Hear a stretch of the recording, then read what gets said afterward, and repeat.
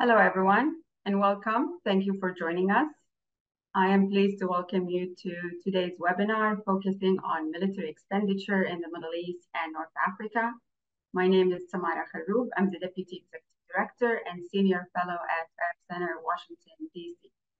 I'm pleased to welcome you all to this important event titled Military Expenditure in MENA, Implications for Human Rights, Governance, and Socioeconomic Development, which we are very pleased to be co-organizing with SIPRI, the Stockholm International Peace Research Institute, specifically with the Program on Military Expenditure and Arms Production, or MILAP. Today's webinar is the second in a series dedicated to the issue of arms transfers and military expenditure and their impact on human rights and security. The first webinar was held in July, focusing on trends in arms transfers to MENA and implications for human rights, which we organized in partnership with the Arms Transfers Program at SIPRI. And the first webinar focused on the legal and political dimensions of arms exports to the MENA countries. If you're interested, the video of the first webinar is available on our website at arabcenterdc.org. In general, the issues of human security versus military and regime security is one of our thematic priorities at Arab Center, Washington, D.C., as we focus on in our work on providing justice-based approaches to research and policymaking.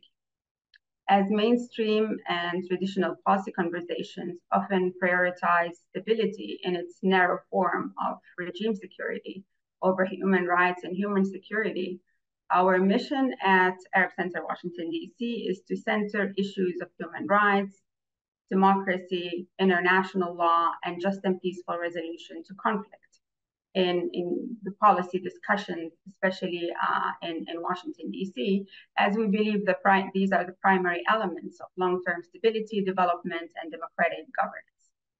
This is why today's discussion topic is of vital importance for us, especially as in 2023, the number of violent armed conflicts has reached its highest level since 1946 and coincided with the highest levels of military expenditure worldwide. And this is according to data from SIPRI.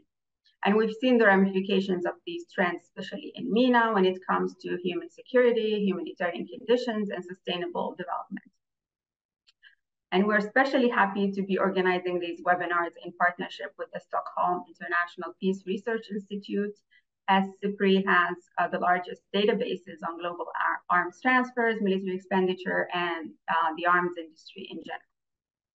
For today's discussion, the topic focus will be the domestic dimensions of the arms industry and the impact on local populations in the Arab world. For that, we are fortunate to have with us an excellent lineup of experts to whom we are grateful for their time and contributions. I very much look forward to the discussion and to their remarks. First, please allow me to introduce the chair for today's webinar, Nan Tian from SIPRI's Military Expenditure and Arms Production Program, who will chair the discussion and introduce the panelists. Nan Tian is a senior researcher and acting program director with the Military Expenditure and Arms Productions Program at SIPRI, where he's responsible for monitoring and managing the military expenditure database. His research work also includes issues related to the trends of global military expenditure, the demands and consequences of military spending, transparency and budgeting on military-related matters, and the interlinks between conflict and military spending. Thank you, Nan, for working with us in organizing this event and for chairing the session today. And now I will turn it over to Nan to lead the discussion. Thank you, Tamara, for your words. So good morning, good afternoon, and good evening, everyone. Welcome to today's webinar on military spending in the Middle East and North Africa, implications of human rights, governance, socioeconomic development. As Tamara already mentioned, my name is Nan Tian, and I'll be moderating this session for you. So on behalf of both the Arab Center and SIPRI, I'd like to thank you all for joining us today. So starting with a bit of context to the topic, in January 2024, the Bulletin of the Atomic Scientists set its doomsday clock at 90 seconds to midnight, placing us closer than ever to a human-made global apocalypse. The sentiment is directly observed in the data on conflict and military expenditures. As Tamara already mentioned, in 2023, the number of violent conflicts in the world reached its highest level since 1946 and coincided with the highest recorded levels of military spending worldwide. And these figures really reflect the recent significant deterioration in global peace and security. And the MENA region exemplifies this escalating volatility, where the numerous ongoing conflicts have led to dire consequences for political stability, human security, humanitarian conditions, and socio-economic development. And the issue of military expenditure, and by extension, the military, is front and center to these regional developments. So to provide some context, according to SIPRI's latest military spending data, military spending by countries in the MENA region totaled $229 billion last year, the highest level since 1988. And this total was 12% higher than it was in the previous year, 2022, and almost double the growth rate that was witnessed in the world's military spending. But in addition to high and rising levels of military spending, countries in the MENA region also have the highest levels of military spending as a share of gross domestic product and highest military spending as a share of government expenditure compared to all regions in the world. According to ACLED's Conflict Index of July 2024, which measures every country and territory based on deadliness, danger to civilians, geographical diffusion, and armed group fragmentation, two of the three most dangerous places in the world are in the MENA region, namely Palestine and Syria. In 2023 also, countries in the MENA imported more weapons than any other region in the world, accounting for 30% of all global arms imports. And for the past 5 years, Saudi Arabia and Qatar ranked as two of the three largest arms importers in the world. Looking into indicators of political freedom and human rights, the Human Freedom Index, which evaluates personal and economic freedoms, ranks MENA region among the lowest globally, while the World Press Freedom Index also ranks the region as the worst in the world. In the terms of a developmental perspective, despite the MENA region performing quite well, better than, say, Africa in terms of Human Development Index, the region is marked by exceptionally high economic inequality compared to other regions, and MENA can often be viewed as the most unequal region in the world. So with this in mind, today we try to explore the multifaceted intersections of military expenditure, arms trade, human rights, governance, and socio-economic development in the region. Some of the questions that our esteemed panel will address in this webinar include: who are the major military spenders in the region? What are the trends in their spending? How transparent are these budgets? How significant is the role of external military assistance in the region? What are the developments in arms trade by countries in the region? What are the potential links between military expenditure and socioeconomic dimensions? And is there a link between military spending and authoritarian tendencies and the declining rights of freedoms in domestic populations? We're very fortunate to have with us a fantastic and distinguished panel of experts who bring with us a wealth of knowledge on the issues that we will cover today. Allow me to briefly introduce them in the order that they will speak. First, we have Dr. Diego Lopez da Silva. He's a senior researcher with the Military Expenditure and Arms Production Program at SIPRI. Dr. da Silva's current research concerns the interplay between institutions, political transitions, and military spending. And at SIPRI, he covers the regions of the Middle East and Latin America. Next, we have Dr. Emma Sobrer. She's the director and of Pathways to Renewed and Inclusive Security in the Middle East Initiative. Dr. Sobrer has a background on security strategies, foreign policy of the countries in the Gulf Cooperation Council, and the political economy of arms trade in the Gulf. This will be followed by Dr. Omar Dahi, professor of economics at the Hampshire College and director of the Security and Context Research Network, a network on peace, conflict, and international affairs. Dr. Dahi brings a unique academic perspective to the discussion, where he specialized in economic development, international trade, with a focus on South-South economic relations and the political economy within the MENA region. Last but not least, we have Dr. Nancy O'Kell, President and CEO of the Center for International Policy. Dr. O'Kell is the leading scholar, policy analyst, and advocate with more than 20 years of experience working on issues of human rights, democracy, and security in the Middle East and North Africa region. Before we begin, I would like to cover a few housekeeping items. Today's webinar will run for about 90 minutes. We'll start with presentations from each of our panelists. Each presentation will last about 10 minutes. And after these presentations, we'll open the floor to a Q&A session of about 30 minutes. You're encouraged to submit your questions using the Q&A feature on Zoom. And for those viewing the webinar through social media, please send in your questions via the email events@arabcenterdc.org. That is events@arabcenterdc.org. And we'll do our best to cover as many of your questions as possible.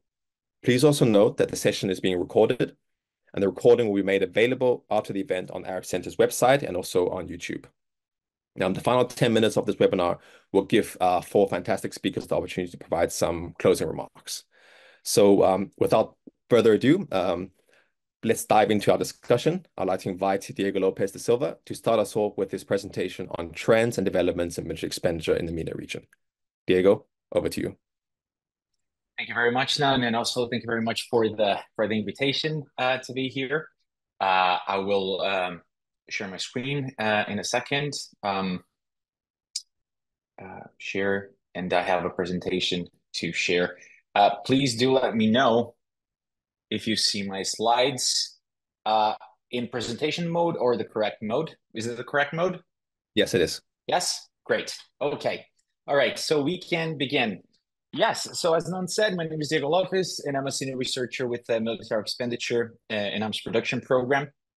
And today I thought we could kick off the discussion with some numbers, with some data, the data that we collect during the MILAP program on MENA. And maybe have a look at the figures, some sort of visual exploration of the data, and maybe this can inform the discussions we're going to have later on. So I think one way to start is maybe as a caveat when it comes to transparency in the region, right? Transparency in military expenditure in the MENA countries is certainly an issue, and we can have those problems for mainly 2 reasons, right? For one, statistical capacity. Sometimes countries, they lack the capacity to provide statistics. This is a very complicated enterprise, providing, summarizing statistics. So this can be an issue. And sometimes it's just deliberately opaque. Some countries may choose not to disclose their information. Whatever is the reason for the MENA countries, of course, we have a very diverse set of countries, so these reasons, they may vary.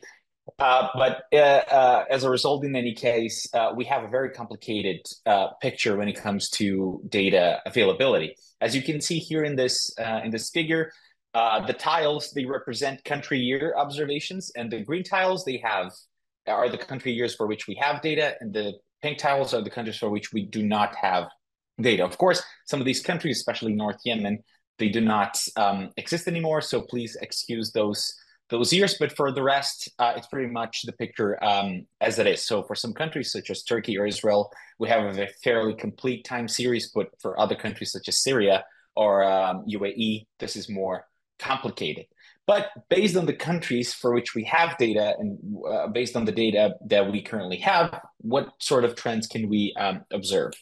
A good way to start is to see just the overall trend in global military expenditure broken down by region. Just we can have like a comparison between the Middle East and Africa.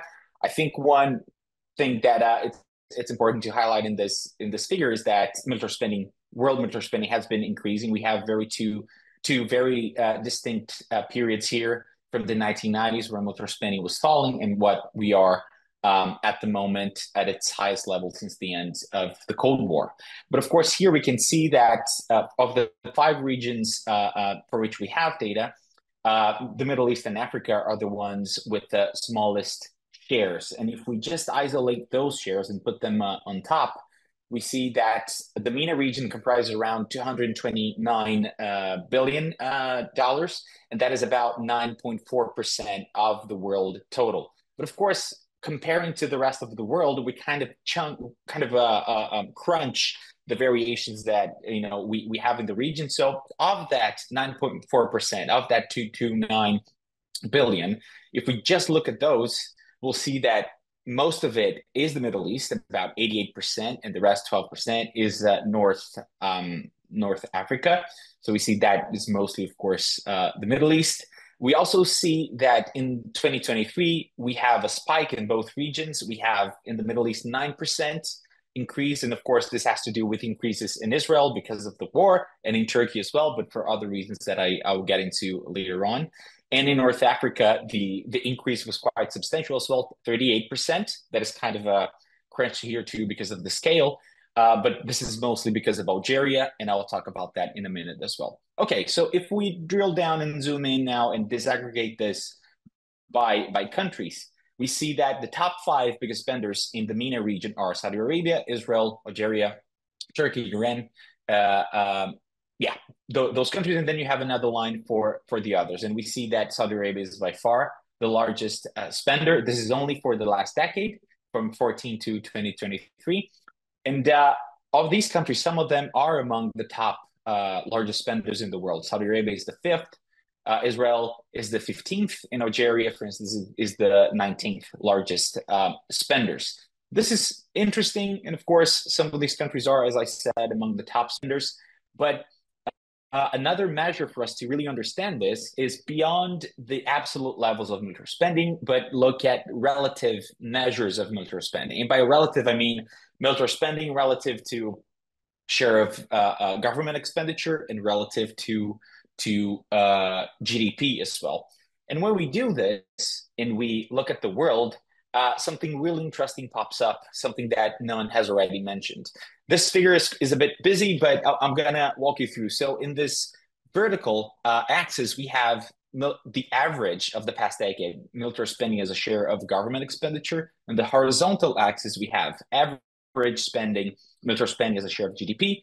And the size of the circles is the average military spending per capita. So this figure will give us an idea of how countries prioritize military spending over other types of expenditure.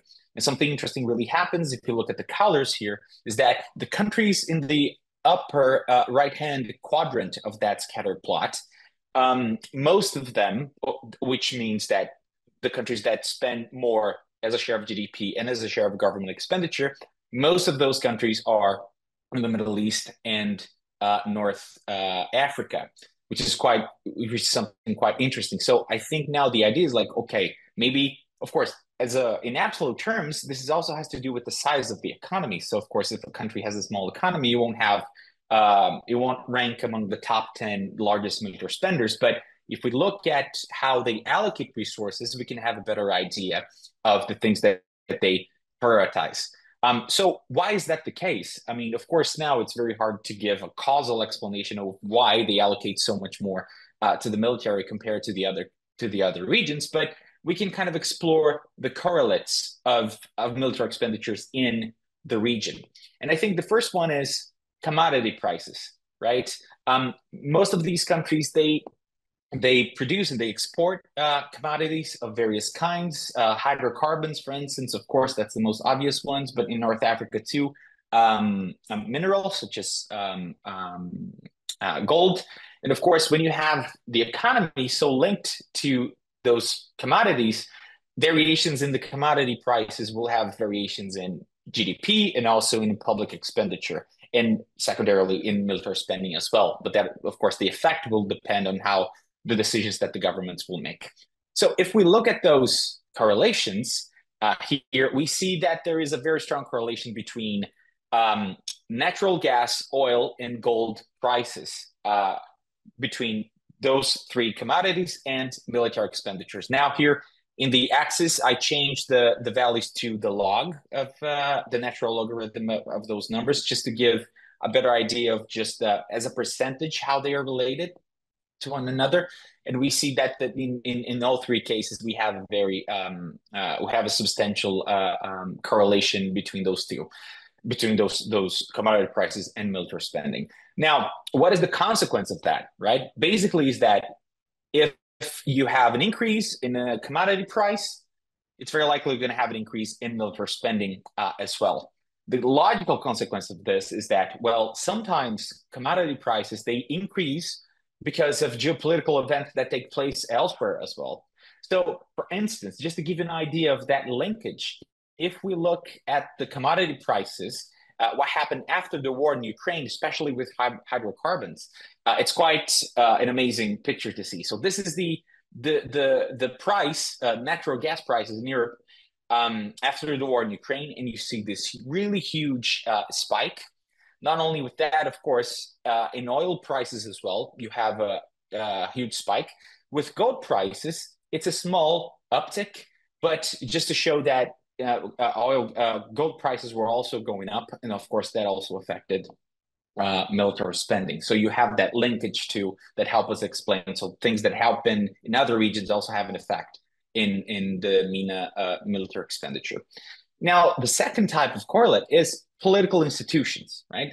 This is a very well-established link in the academic literature that political institutions that distribute political power more evenly are associated with lower military spending as a share of GDP or as a share of government expenditure. So the idea is that because there are these mechanisms of political accountability, you have more balance and you have more actors having a say on how resources are reallocated, right? And one of these actors beyond, let's say, parliament is also civil society. That's one explanation. The other one, which is complementary, not necessarily excluding, is also that sometimes regimes use security forces, and of course, military spending is a big part of that relationship for regime survival. I'm not going to explore the correlation between those measures of, let's say, political accountability and military spending. I'm going to focus on something else that I think is also an interesting correlation, maybe for us to discuss, not necessarily to come up with a final explanation, but it's just something interesting for us to see. If we look, for instance, at demonstrations, right? And this is data from ACLED that measures a demonstration as an event, in-person event, public gathering, of more people advocating for a shared cause. And you can break down those demonstrations by protests, which are peaceful demonstrations, or riots, which are violent demonstrations that either are violent in themselves or involve some destructive acts. And what we can see here is that, of course, they are present in those regions. And of course, something interesting is that after the start of the war in Gaza, we had kind of an uptick in there. Now, the question that I want to ask for this is where those demonstrations are taking place. And when we take each one of those observations and we geolocate them in a map, we see something quite interesting. So in this map, what we have is the red dots are the demonstrations, whereas the color intensity is the level of military spending as a share of GDP, or what we call the military burden. And something very interesting here appears is that the countries with the darkest color, that is the countries with highest military burden, we have fewer demonstrations. Now, why is that the case? We can discuss. Maybe it's probably because ACLED collects data, for instance, from news outlets, and maybe these demonstrations they do happen, but they are less reported. Thus, there is some sort of bias in the data collection. Not intentional, of course. So maybe that's why what explains the absence of those dots. Of course, this is only the MENA region, and of course, the countries in white are those for which we do not have data for 2023. But of course, this is just the MENA region.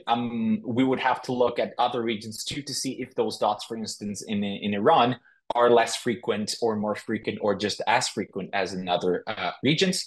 But of course, here is just a relative comparison that within the region, the countries with highest military burden, Oman, Saudi Arabia, and Algeria, are the ones with less or fewer demonstrations from civil societies. And the third, and that's the third correlate that I would like to explore, is, of course, armed conflict. This is, of course, well established also in the academic literature for obvious reasons. Of course, military spending during conflict, military spending increases. And also, what we can discuss, the obvious conflict that comes to mind is, of course, the conflict in Gaza. The impact, I guess the natural question is the impact of that conflict on military spending. In Israel has an obvious effect of 24% in 2023. It's interesting to point out that it's 24%, which is quite substantial, and it's a war that started in October. So we're expecting a higher increase in 2024, of course.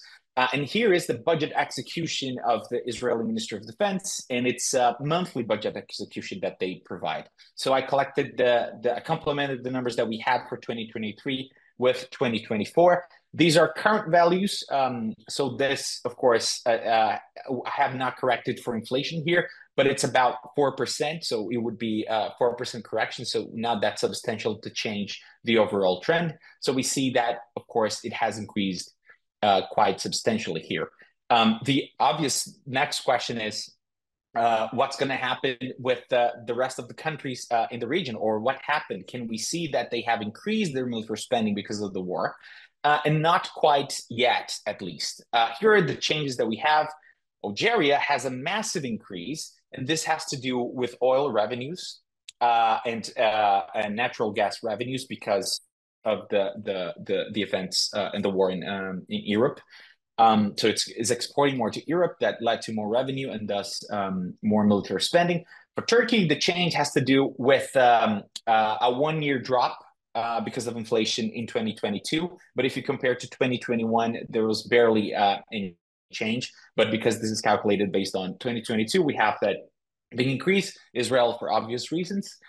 And the rest is like smaller increases or decreases. So, of course, we'll see a different picture in 2024 for 2024. So I invite you to, of course, when we do publish the data next year in April, I know it will take a little time. We're still collecting the data, of course, for 2024, but I do invite you to be on the lookout for when we do publish our updated figures. Well, these are my initial slides to kick off the discussion. This is my email in case you have any questions. And yeah, I look forward to discussion. Thank you very much. Yeah, thank you, Diego, for this insightful exploration into the data. Military spending captures, a lot of all the financial resources allocated to military activities, such as personnel, operational and maintenance, and the procurement of weapon systems. And in some cases, a substantial portion of the military budget can go to buying and importing weapons. So our next speaker, Dr. Subriya, will offer some insights and developments in the arms trade by countries in the Gulf region. Emma, over to you. Thank you very much, Nan. Thank you so much for inviting me to be part of this important discussion. And thank you so much for your presentation, Diego. It was really enlightening. And I really, I'll come back to this, but I always love when I don't see Qatar and the UAE on any graphs or, map, given their importance. In these topic. And so my talk, as mentioned, will focus more on the Gulf region.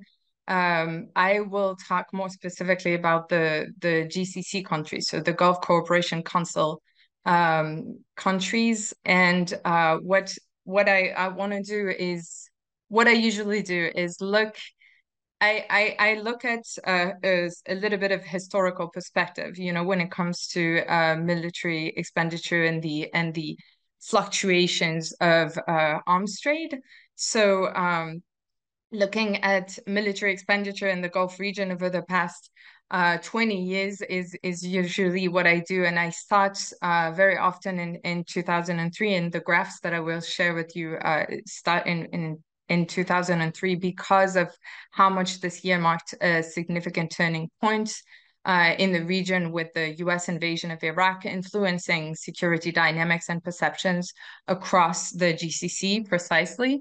And as I'll come back to a number of times, what I think is a major takeaway that to keep in mind also is that the overview of military expenditure in this region becomes really more nuanced when examining, and thank you again to SIPRI for the data available in this respect. But when examining different metrics, the total military expenditure, but also military expenditure per capita, and military expenditure as a percentage of government spending. So as you'll see on the graph, I compare these and try and make a few analyze why we can see those differences. So I'm going to share my screen as well here. You should be able to see this first the GCC military expenditure in constant million of US dollars from 2022.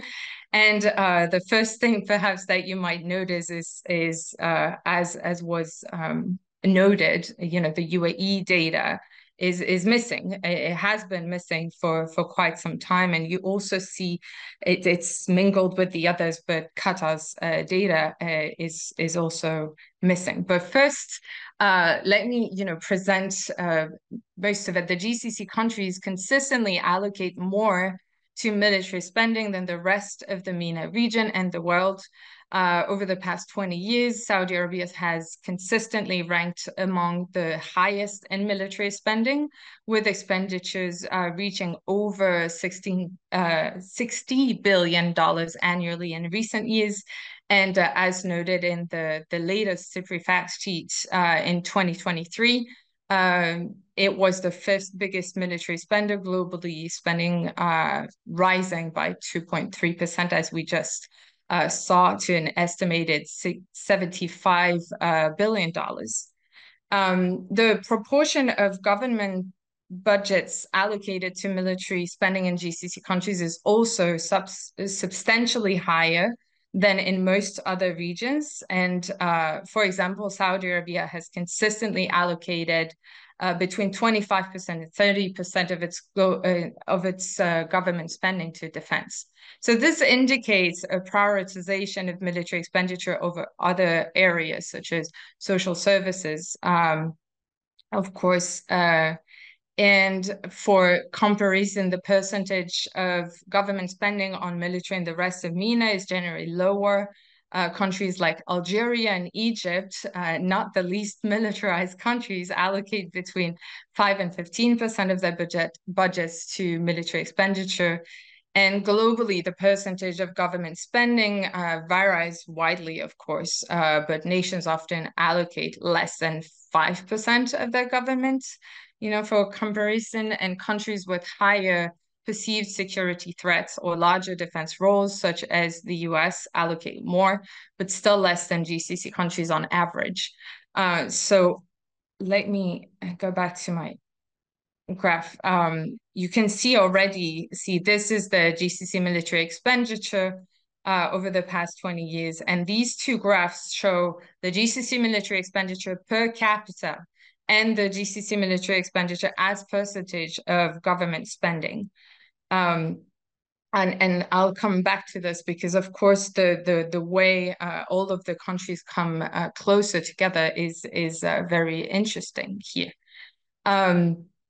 Before I get into that, what is important, of course, is to note what is the rationale, and we talked a little bit about this already. Of course, the high spending is often justified by the security concerns of these states, including a narrative of sometimes existential security dilemma. The GCC states are situated in a conflict-ridden region with multiple perceived threats, such as associated with the long-standing rivalry for regional influence between Iran and Saudi Arabia, but also, if not more lately, the Israel-Iran rivalry, as well as historical tensions between the US and Iran since the Islamic Revolution of 1979.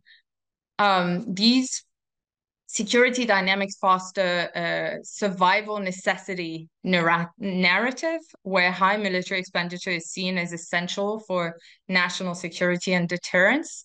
But of course here, as you know, not many people will be surprised by this, but these narratives have over the years led to clear security dilemma dynamics or arm race in the region.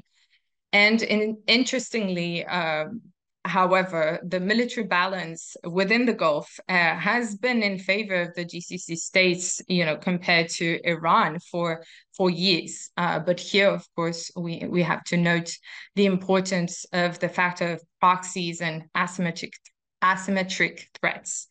But in addition to this narrative of, existential necessity when it comes to conflict dynamics, I mean, to the point that was made earlier, I think, especially when it comes to the Gulf countries before the beginning of the so-called Arab Spring from 2011 onwards, the Gulf countries were historically countries where there was not any real correlations between the military spending and arms purchase and the actual participation in armed conflict. That really just started more recently.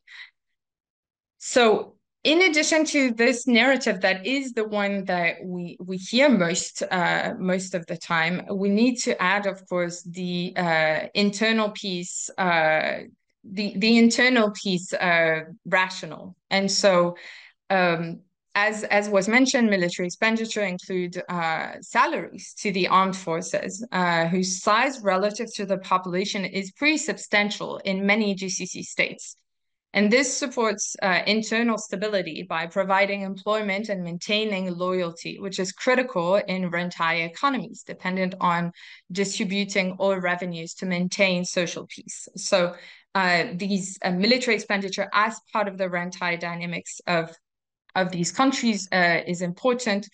And military spending also serves to reinforce strong authoritarian militarized regimes, often implicitly or explicitly threatening repression against potential uprisings. A notable example was the Bahraini Spring, where military forces were deployed to suppress dissent, highlighting the role of the military in maintaining regime stability. It is important, of course, and it was noted a number of times, to note that it is unclear if what is actually in the data that we're looking at. There is a severe data limitation. But what I would like to do here is to talk about specifically two countries that are missing from the data, but that are extremely important to add it next to Saudi Arabia. These countries have really emerged as key players in arms trade, and it shows if you look at the trends of their arms purchase. It clearly shows that if they were present in the data on military expenditure, they would be present, and chances are they would be pretty high up. In my forthcoming book, I combined various data sets to estimate military expenditure trends in Qatar and the UAE. And when viewed alongside their arms trade trajectory, they suggest that they are comparable, actually, to Saudi Arabian military spending. So I don't know where I am on time. I will try. Thank you so much. So let me quickly move to this next slide then. What this slide is showing is one of the things that I did was looking at the Global Militarization Index 2022, and I show and it showed Kuwait as one of the Gulf countries that was the most militarized states globally. But in fact, you have several countries missing from the data, again, including the UAE. And so what I did is that I took the data that was available and tried to compare it to a combination of data sets that I took for these countries. And you see here that, in fact, the UAE and Qatar rank very close to, Eritrea, Armenia, Israel, Singapore, North Korea as some of the most militarized, or the most militarized states in the world. And key findings that I think you can take from Qatar and the UAE and potentially apply to other Gulf countries, including Saudi Arabia. One is that a very interesting finding was that the military expenditure and arms imports in Qatar and UAE appear more responsive to ideational threats, such as perceived threats to regime stability, rather than direct material threats, which kind of counters the narrative of being directly threatened in terms of territorial attack from a country such as Iran. And the second point is the decoupling from oil prices. So unlike a common perception, when it comes to the Gulf countries at least, the military spending in the Gulf is no longer as closely tied to oil prices as it used to. And this is notably connected to the importance of their sovereign wealth funds, actually, and the transformation of their entire economies. So I won't have time to go into my last point, which was the recent development in GCC military strategies, and specifically the shift from importers to producers and exporters. But I hope that I will have a chance to come back to it at a later point. What I will do is I will show you this last slide as a shameless plug for the Salam project, Sustaining Alternative Links Beyond Arms in the Military, because we specifically covered this idea of the interactions between the arms trade and other socio-economic development. And when it comes to the Gulf, there was a very interesting article by Omar Al-Ubaidli. And so that is it. I'll stop here. Thank you, Emma. The slide about the arms imports by UAE and Qatar is actually quite interesting. In the context of a fixed pot of money where countries can allocate, resources to expenditure needs, one can often argue that there is a trade-off that exists between spending on one activity, such as military spending, and on other non-military activities, such as socio-economic development. So next, we'll turn to Dr. Dahi, who will compare military spending to socio-economic development spending, funding needs within the Levant, and what this tells us about state priorities. Omar, please, over to you. Ahead. Hi, everybody. Thank you, Nan. Thank you for having me. And it's really great to be among this wonderful panel. And I was learning a lot from the presentation. So I'm still processing all this wonderful data that I think we'll have lots of questions about. As Nan mentioned, I direct a research network called Security in Context that I invite everyone to check out, securityincontext.org. We started this a few years ago to try and kind of write and publish non-Western and explicitly global South-oriented perspectives on questions of security and militarism, among other issues. But I also teach, as Nan mentioned, and around this time of year, academics are preparing their syllabi. And I just wanted to share two books that I just read this past summer that I think are really useful, that relate to some of the discussions we're having today. The first was published by Shadow World Investigations. It's called The Monstrous Anger of the Guns: How the Global Arms Trade is Ruining the World. So relevant to the discussion. And the second is called Cairo Securitized by AUC Press. And it specifically talks about really the horrific securitization taking place in Egypt. So it really is a manifestation of many of the topics we're talking about. And I just thought I'd share them since it's on my mind as I'm building my syllabi for this semester. So I was invited by Nan and organizers to comment on the connections between military spending and socioeconomic development. And I think there are 3 points to say about this. There are 3 levels that we can analyze the connections between these issues. At the first level, we could think of the most direct way, which is maybe the easiest intellectually and academically to demonstrate, even though it might be the most destructive and the most politically difficult to reverse, which is how the arms trade facilitates and fuels conflict that destroys and is destroying entire societies in the region, destroys the societies, destroys the land, destroys the ecology. And of course, the most disastrous example we're seeing right now is the genocide unfolding in Gaza, in Palestine, which is expanding seemingly to the West Bank in recent days and today as well. That is the most important thing that we want to stop. We want to reverse these destructive conflicts that shatter the lives of millions of people.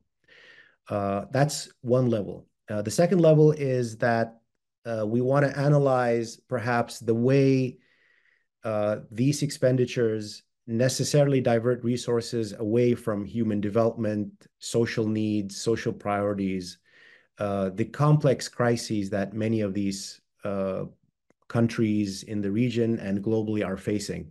So looking at the priorities, where is the spending going? How is military spending perhaps diverting resources away from needed spending? And I'm going to share a few numbers about that from some reports that are recently published.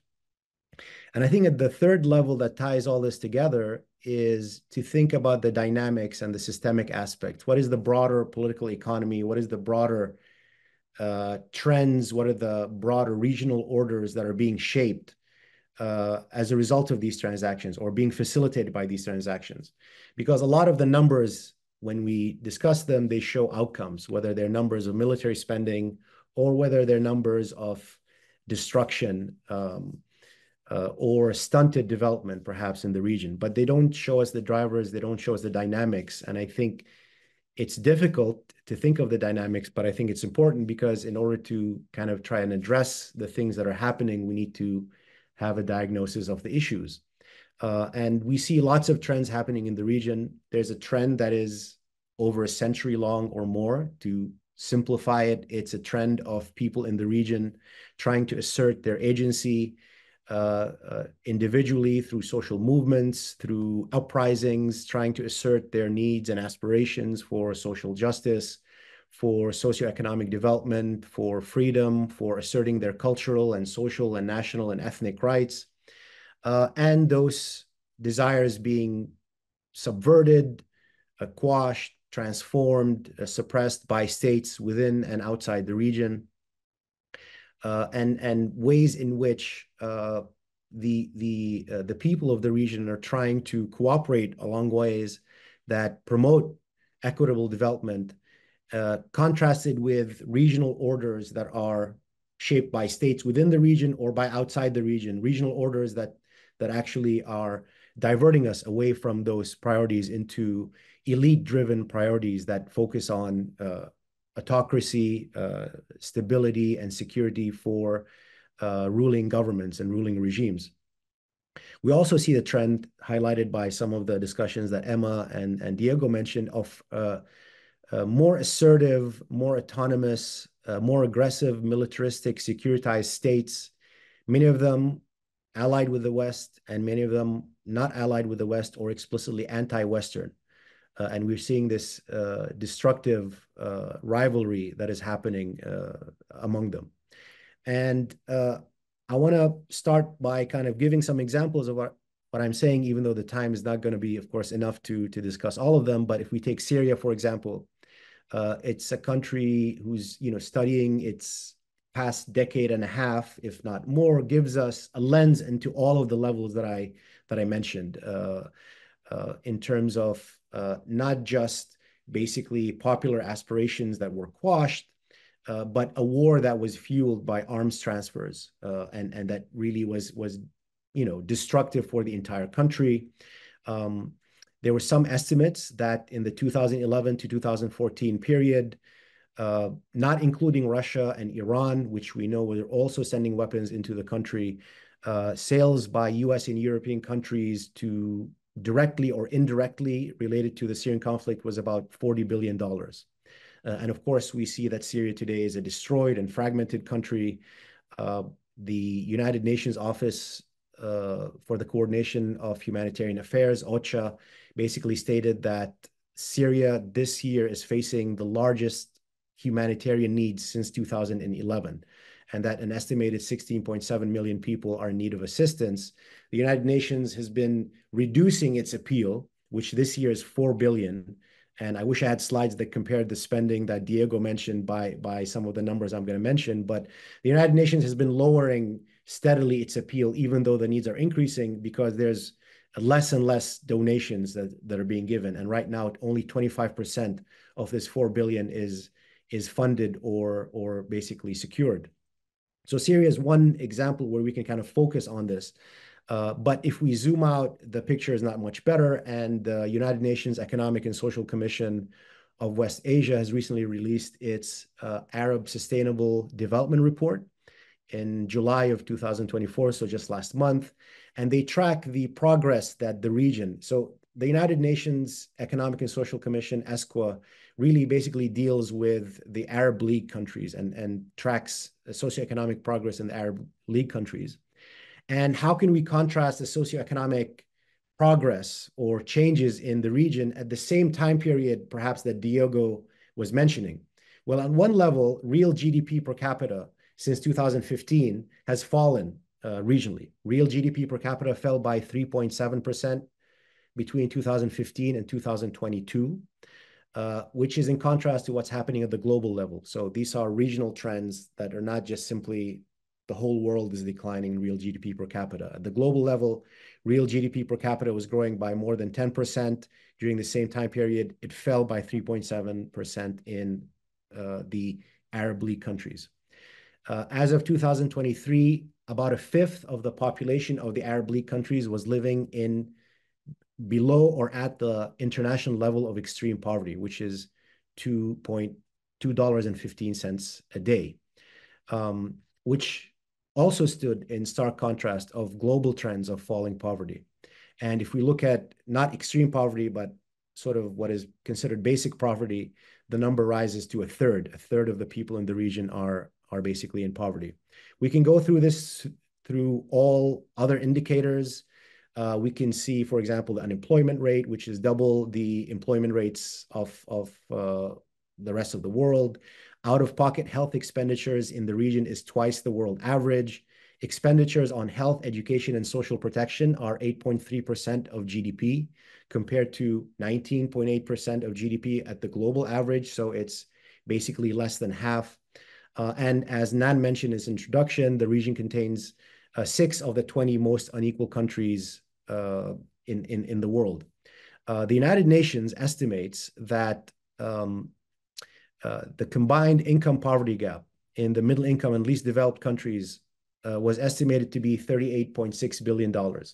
So contrasting to the hundreds of billions of dollars being spent on weapons, it would take 38.6% billion to close the income poverty gap in the least developed countries in the region and the most developed countries in the region.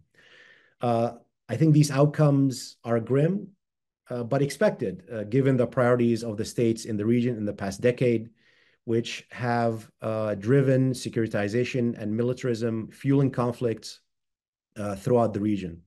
I want to end by quoting a paragraph from B'Tselem, the Israeli human rights organization, the very well-known, very well-respected human rights organization.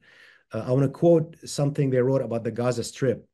The Gaza Strip, this is the quote, "The Gaza Strip is the scene of a humanitarian disaster that has nothing to do with natural causes. It is entirely man-made, a direct result of official Israeli policy. Israel can choose to change this policy and considerably improve the lives of Gaza's residents. It can also choose to continue this cruel, unjustifiable policy, which is sentencing 2 million people to nearly inhuman conditions and a life of abject poverty." This quote was written in November of 2017 and updated. This report from which this quote emanates was written in 2017 and updated in February 2023. And what did most of the states in the region or internationally or the United States do about this situation? Absolutely nothing.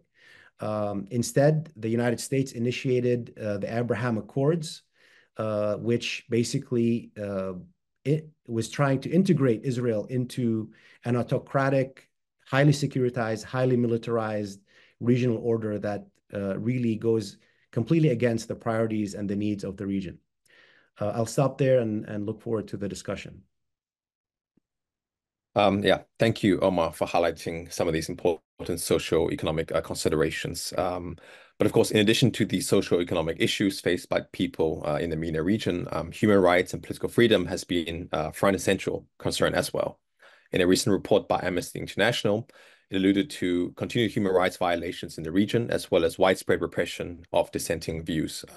Next, we turn to Dr. Orkel, who will cover the pointed issue of human rights in the MENA.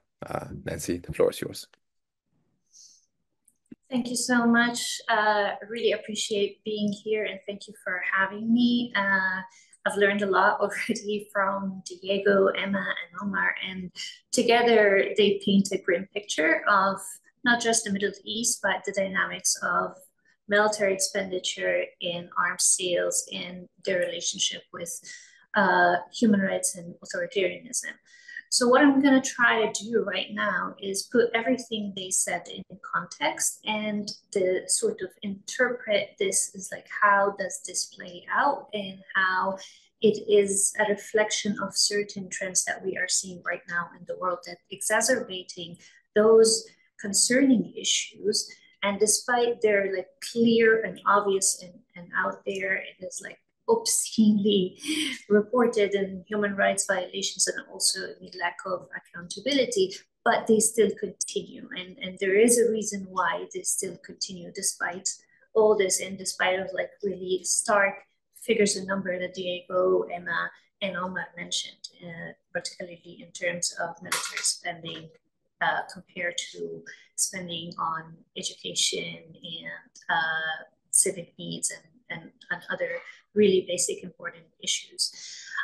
So first of all, I'm going to list you those and talk about them in details, giving examples in some countries. So one of the first things is the increased militarization of foreign policy. So which means that more and more we're seeing arms sales and security assistance used as a tool for foreign policy, whether we're looking at that as providing arms as a reward or holding back arms as a punitive action. The second is that we need to understand what we are talking about in the Middle East. I mean, and this is not groundbreaking, is not just one-sided. There are always two parties or more to any arms deals and arms sales. And the problem does not only exist within the Middle East, but within the countries and superpowers who are promoting those sales and using them exceedingly, again, as a foreign policy tool. Adding to that, the lack of transparency and accountability. I mean, I think you've been seeing Diego's presentation, in many instances he was mentioning is that the lack of data, the lack of information. And again, like we'll talk about this, is like how does this play out? Particularly when it comes to authoritarian regimes in the Middle East. And finally is the use of the framing of arms for peace in the peace deals that are being promoted, particularly by the United States. And Omar had already alluded to this at the end of his presentation about the Abraham Accords. So basically, if we look at the countries that were mentioned on the top of the scales, whether by Emma or by Diego, I mean, in the different data sets, we see that there are certain countries come at the top of those. It's like Turkey, Egypt, Israel, Saudi Arabia, Iran, and Algeria. And what we see, there is like a certain trends that we see in all those countries that are very common, and it's very hard to see that they are not in one country or the other. One is the repression of the freedom of expression, freedom of assembly, and unfair trials, surpassing NGO laws that are curtailing of the freedom of civil society and crippling their activity, particularly when it comes to government oversight and police brutality. And there are two main issues related to that is also common among all those countries. One is an issue of labeling. Labeling political opponents as belonging to terrorist organizations or aiding terrorist organization, relating media arrests, media-related arrests as like spreading rumors or disinformation that aids like terrorist organizations. So this is one thing. And the other thing is the labeling of use of national security as an excuse to block information and have those like opaque ways that we cannot really see and have access, as Diego mentioned, to information of how these budgets, military budgets are spent. So, and the last thing I want to say is that and I'm really glad that Emma brought this issue, that the issue is not just Middle Eastern country importing arms, but right now they have like inter-regional arms export and arms trade, and external, and also becoming exporters of arms. And we're seeing this in several conflicts.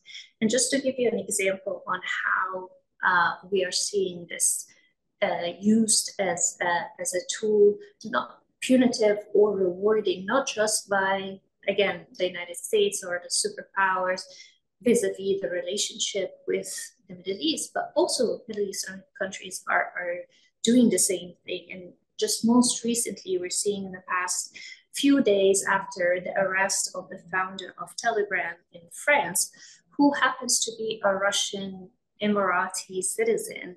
And the concern that UAE has raised about that and his arrest, and while raising this concern, they also announced that they are putting a hold on the 10 billion fighter jet sale that France was going to go ahead with to UAE. So again, it is the UAE using arms sales in a way that is being punitive to France. And this tells you like how much that this is increasingly being used as a tool of more foreign policy or a tool of pressure, not just from the superpowers to the Middle East, but also it's happening the other way around. Because again, like the reason why this is sustained, because there are two parties that are benefiting in these transactions. The other thing is that we see, for example, is how these sales, like going back to the UAE, are affecting and increasing and fueling conflict. If we look at the conflicts in Sudan, we see that the UAE is arming one side of the conflict, and while on the other hand, Egypt, for example, is aiding another side. Both UAE and Egypt are receiving arms and having arms deals with the United States. So you're seeing this whole sort of environment or ecosystem that is first, lacks accountability, lacks transparency, and exacerbating conflicts. These conflicts are not just confined to the region, and if we've seen what's happening over the past weeks on the developments in Somalia and Somaliland, we are finding that right now, Turkey is having a 10-year agreement and a socioeconomic and military agreement to just with Somalia, and would mean that this is just providing more defense system as well as building their navy. At the same time, Egypt has just sent us like allegedly thousands of troops, or in the process of sending thousands of troops. So we're seeing that it's very hard to look at the Middle East as an isolated region from what's happening outside in the rest of the world. At the same time, we're also seeing, again, these countries continue to exhibit all those repressive trends in their own countries. And again, as I said, I can talk about the number of pre-detention trials that continue on end without any accountability or any oversight, and the lack of access to real justice in all those countries, the repression of the press, and all these elements combined continue to help and maintain this trends of unaccounted arms spending and arms sales. And it's not just about the amount of that is being spent on defense or arms sales. It's also how they are being spent and who is pocketing, part of those deals as commissions. That is very hard to access and very hard to know what they are about. And finally, I want to get back to the important point that Almar raised at the end. This is like the peace deals that are going right now, that has been going on in the Middle East. It's like encouraged and pushed by the United States, is like the Abraham Accords, which are adopted as like normalization agreements between Israel and the rest of the Arab countries, which are basically grounded in the idea of arms for peace. Which is not really leading to any progress in terms of stability and peace in the region, as we have seen, what we have been seeing over the 10 past months and more. The Israel war on Gaza and what's happening there in terms of blatant human rights violations and blocking of humanitarian aid, and a lot of really concerning trends that unfortunately we're not seeing accountability mechanisms that are stopping that. The United States is continuing to supply arms to Israel despite all the evidence that are out there, and most recently, for example, proceeding on with 6 arms sales that amounted to $20 billion, despite all these clear and documented atrocities and human rights violation of international humanitarian laws, as well as US laws.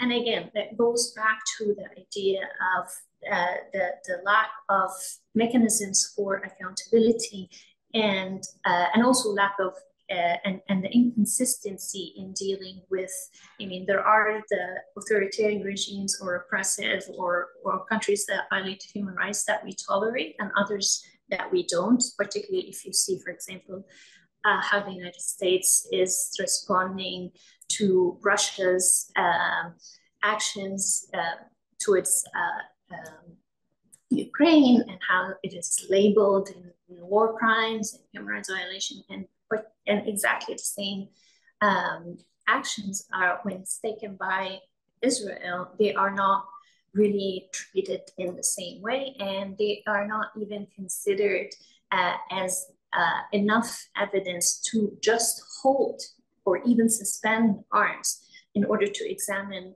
the behavior and the crimes that Israel is committing in Gaza.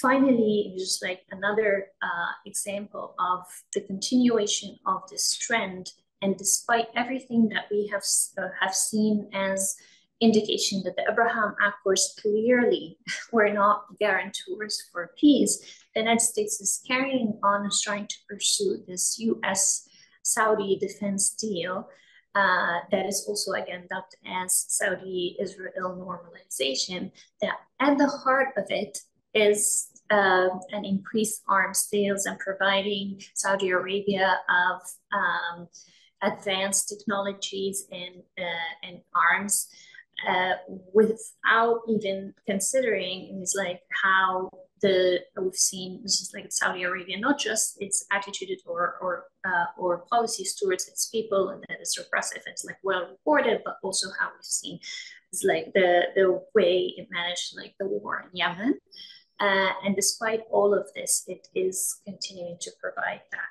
So I think it is important that we're looking at this not just as an issue of the Middle East, or we cannot really have the analysis by just looking at the Middle East, because again, like referring back to Emma's reference, that it is not just like the Middle East importing arms. Right now, there's like internally selling arms within the Middle East, as well exporting arms outside, as we are seeing right now, like the really concerning developments in Somalia, Somaliland.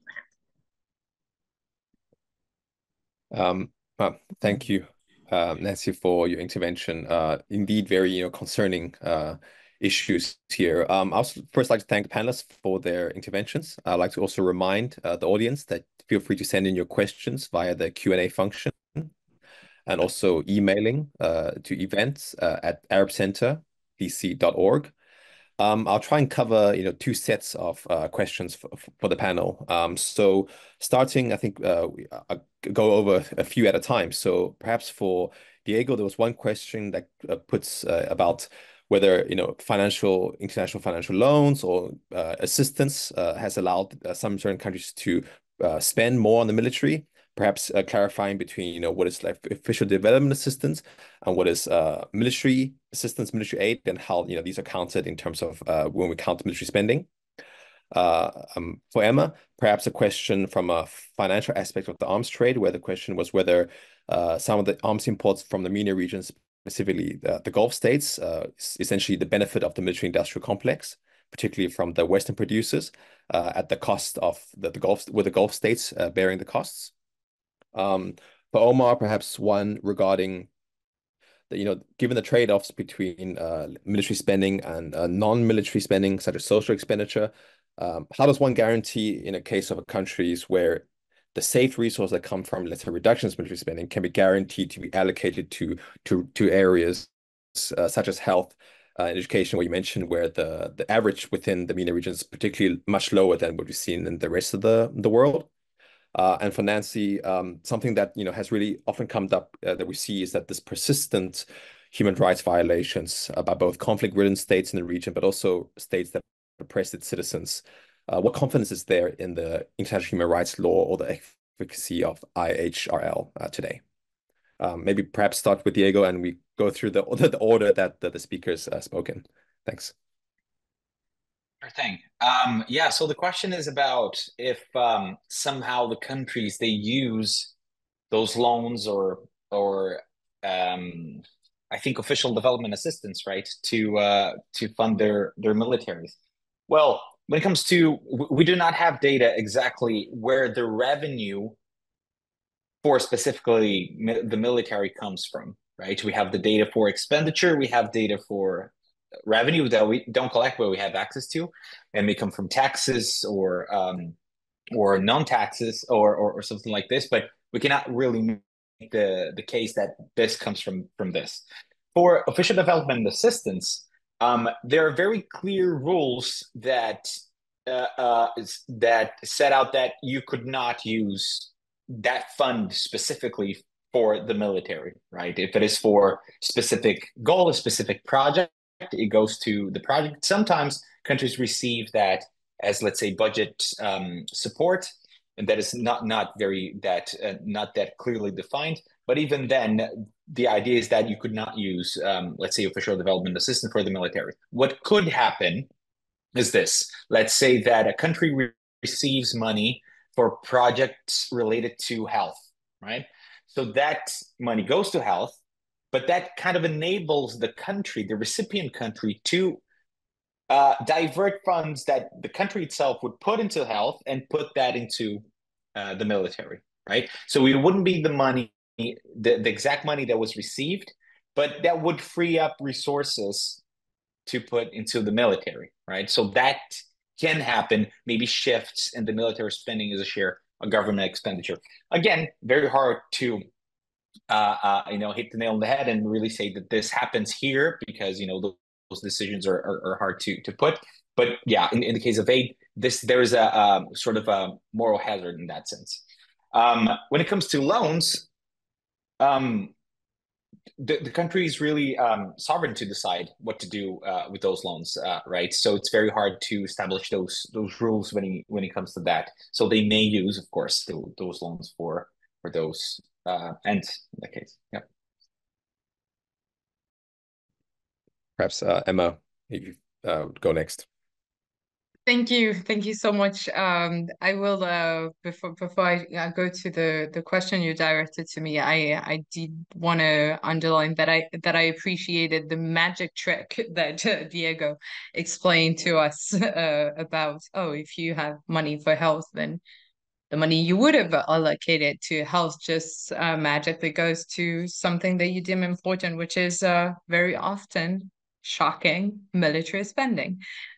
So thank you for that. And I believe that I will add to this that there is, in fact, and it directly connects to the question that you allocated to me, but I think that there is a common idea in a lot of Western countries still that militaries, and not just Western countries, but a lot of their partners within the MENA region and the Gulf region, but certainly beyond the Gulf region in the Middle East and North Africa.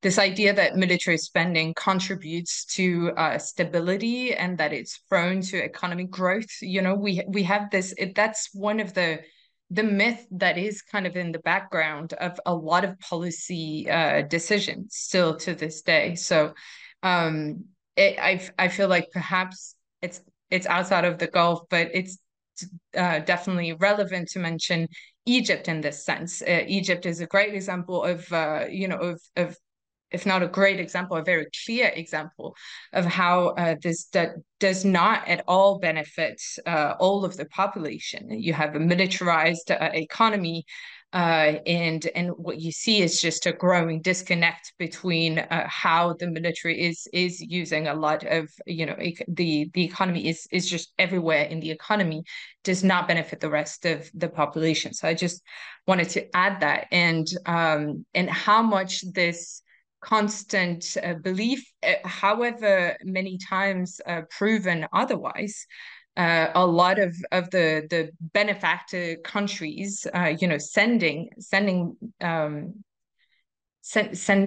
money to these countries are actually convinced that military spending is a good idea for the stability of these countries, and regional security in the long run, which is not. It's been proven time and time again, and the victims are always the same.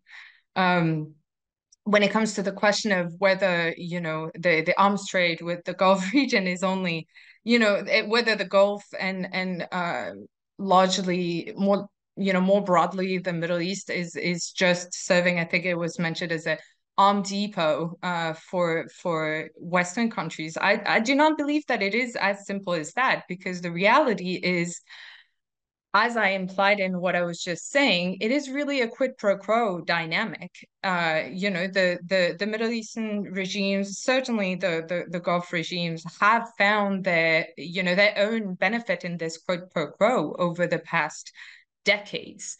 What is really interesting now is to see how much the establishment of this quid pro quo dynamics over decades, and how much not just the United States, but other, arms exporters such as France, it was mentioned, such as the UK, such as Germany, also to a certain extent, Canada. A lot of Western countries have relied so long on these quid pro quo dynamics that they found themselves more and more trapped in these dynamics, and how much we're seeing now the reverse influence of client states, as was mentioned by Nancy earlier. And so no, I do not believe that the Middle East is simply an arms depot for Western countries. I believe that it has been quid pro quo dynamics decades in the making, and that what has happened and is constantly happening, as has been mentioned by other participants, is that the United States mostly, but also other Western countries, have consistently showed that using the military tool, or military assistance, or arms exports as their main response to everything happening to the region, sometimes to the exclusion of everything else, as we've seen,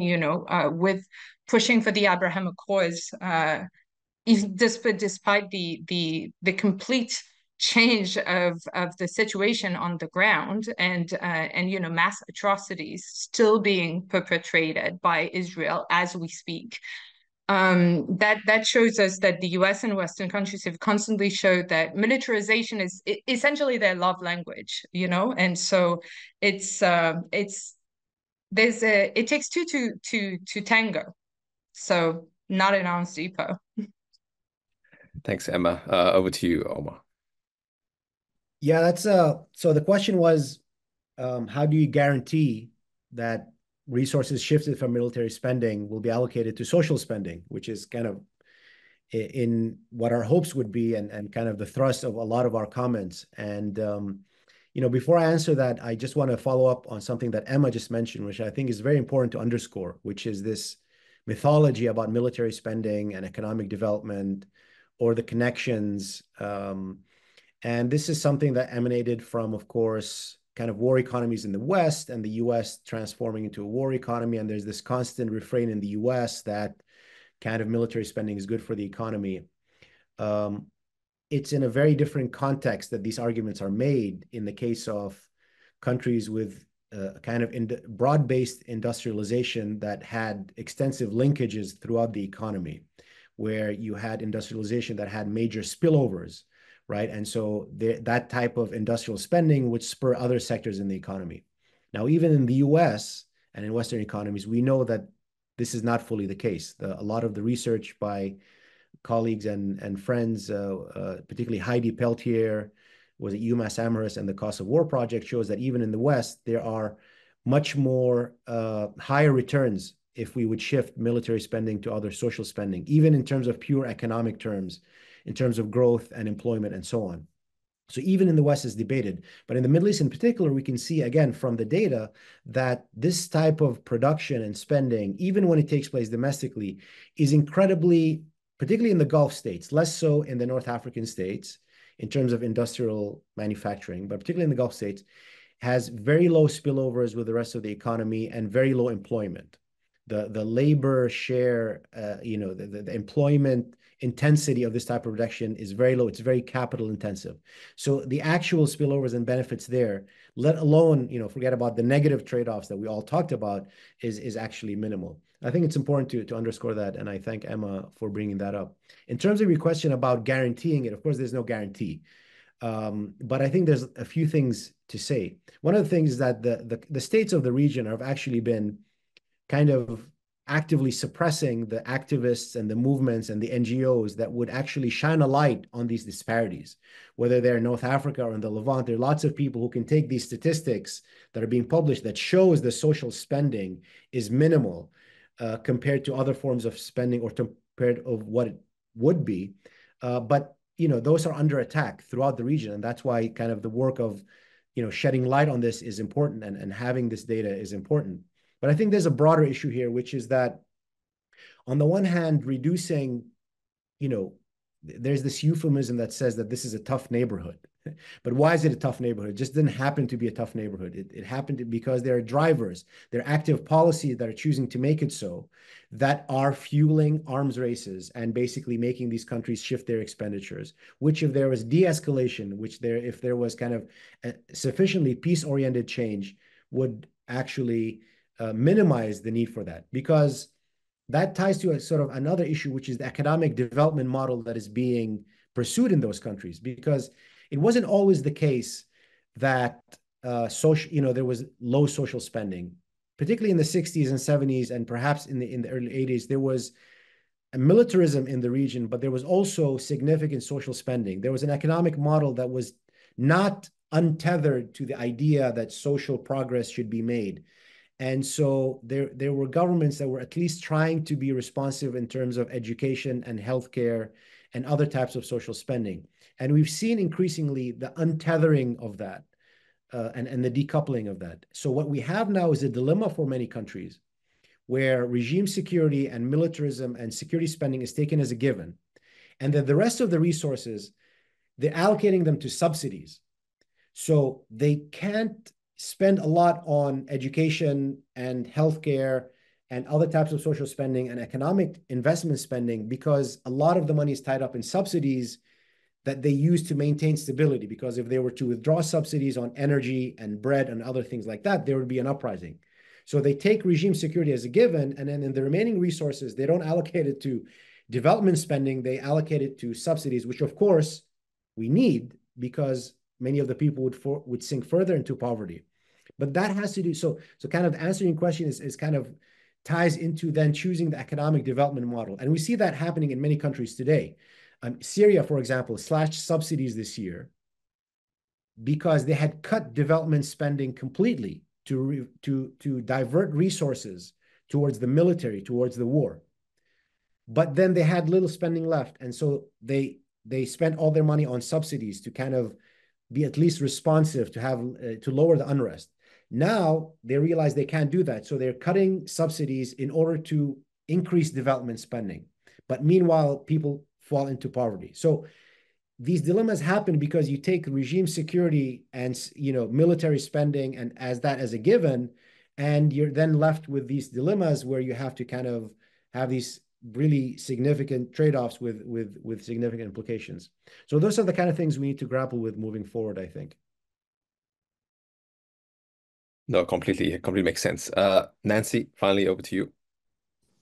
Thank you so much. Concerning international humanitarian law, before we talk about like how civil society could influence that, we need to again like state the obvious that international humanitarian laws or laws in general are not self-automated mechanisms, and they are very much affected by the countries who have the power on enforcing them. To say the least, for example, most recently, you've seen how many times the United States vetoed resolutions in the UN that was either calling for ceasefire, passage of like humanitarian aid, and all the other different versions of these that the US consistently vetoed. And it's not just the US, other countries like Russia and China and other countries do the same vis-a-vis international humanitarian laws, and that is mostly driven by their political interest. So that is one.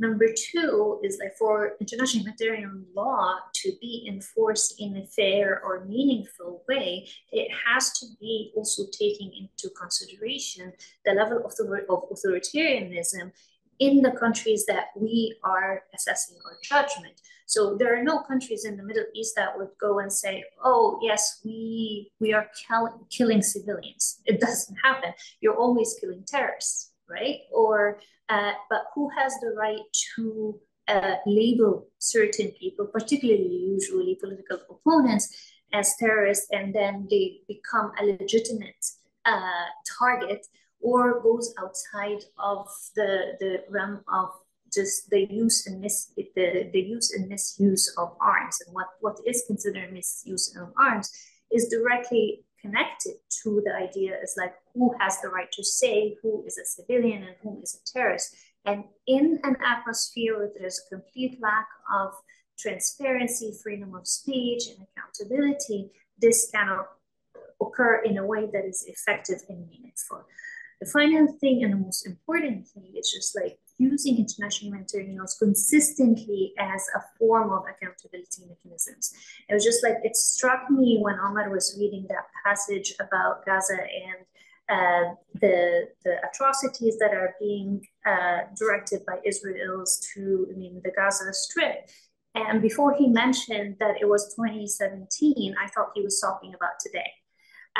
And the reason why we have seen this movie before over and again is because of the complete lack of accountability, because no one is paying the price of those atrocities. Now, coming to the sort of more hopeful direction for that, but again, like this requires an empowered civil society.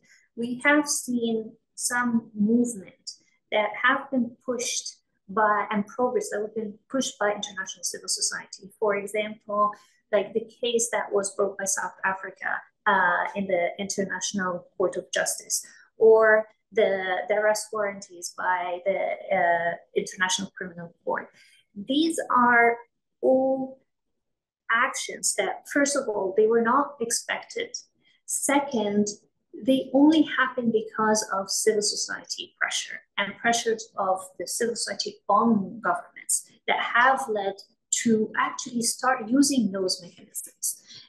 But for them, again, to be effective, we have to hold the powerful countries to account to their hypocrisy and to, their inconsistency in applying and supporting those, and hold them upon their lack of applying of accountability and coming to international humanitarian laws vis-a-vis Israel, for example. It's like the US is not just curtailing or not supporting international humanitarian law, it's not supporting its own laws, the Leahy laws that prohibits the US from selling arms to countries that are violating human rights.